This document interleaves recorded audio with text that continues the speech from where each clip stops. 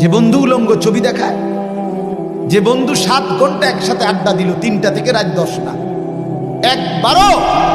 একবারও আসর মাগরিব এশার নামাজের কথা বললো না, যে বন্ধু এতদিন চলার পরও কোনোদিন পেশাব করে পানি নেওয়ার কথা বললো না, ওইটা বন্ধু না, ওটা শয়তান।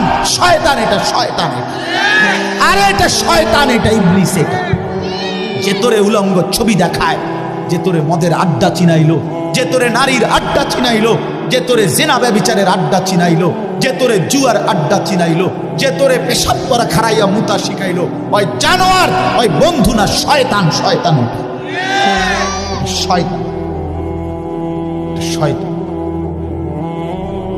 ওইটাই শয়তান। শয়তান চিনো না তুমি? এইটাই শয়তান।